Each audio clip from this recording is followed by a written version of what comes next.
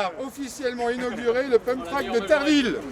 Malgré la pluie, l'inauguration du Pump Track de Terville était l'occasion de mettre l'accent sur la culture urbaine, l'écologie, la mobilité douce, sans oublier la sécurité des pratiquants.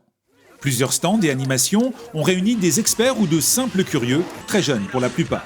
Cette journée, c'était de finaliser un projet qui était important pour la ville, à savoir la création de ce Pump Track, et de le partager avec l'ensemble des enfants qui sont à l'origine d'ailleurs de ce projet, et avec qui j'avais envie de partager un moment à la fois convivial et un moment de sympathie et un moment sportif. Le projet s'est installé il y a plus de 2 ans. Céleste et Baptiste habitent la commune et ont rencontré le maire pour saluer son investissement à destination des jeunes. Mais au-delà, leur discours soutenu par une centaine de signatures, c'était de plaider pour un Pump Track. La ville de Terville, on l'a trouvé un peu, pas reculé, mais presque en fait. Et là, c'est vrai qu'avec le Pump Track, avec le 111, etc., les activités sportives, elles se développent et ça embellit la ville encore plus. Pour qu'ils soient vraiment persuadés, c'était quoi les mots précis ? C'est vrai, on avait dit que ça fait moins de bruit qu'un skatepark. C'était un peu l'argument fort. Il n'aura fallu que 40 jours pour réaliser les 3 pistes du Pump Track de 1600 mètres carrés. Eurovia et Bike Solutions étaient à la manœuvre durant tout le mois de juillet entre le parc de la Vémrange et la route de Machepy, éloignée des premières habitations. On sait pertinemment qu'un choix d'un équipement sportif ou un choix d'un équipement culturel, c'est toujours très difficile de pouvoir l'implanter sans avoir de problème de nuisance. On a aussi souhaité, dans le cadre de l'aménagement de ce parc, de pouvoir commencer à avoir quelque chose pour la jeunesse. Et c'était aussi un critère environnemental, malgré tout, pour la partie boisée, la partie au cœur du parc, finalement près de tout, sans être près de tout.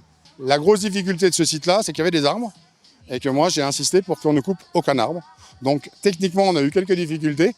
On a un petit peu tourné autour, mais le résultat est vraiment optimal parce qu'on a vraiment l'impression qu'il a toujours été là finalement et qu'il s'inscrit complètement dans le site, quoi.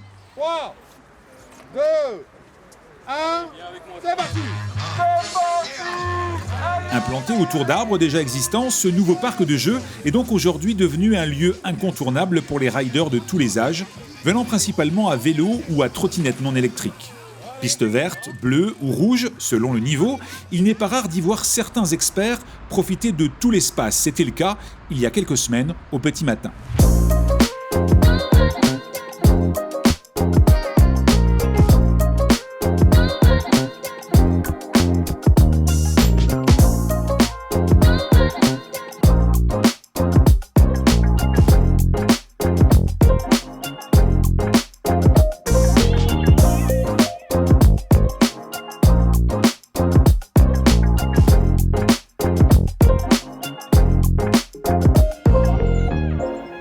Un des points forts de la Pump Track, c'est de prendre confiance rapidement parce que c'est accessible, l'environnement n'est pas dangereux, il n'y a pas de courbe qui nous mettrait directement dans le toit. C'est que des bosses bien arrondies. C'est la vitesse qui va nous donner cette intensité. Donc il n'y a pas vraiment de risque, même pour des tout petits à venir sur une Pump Track. Donc c'est vraiment accessible.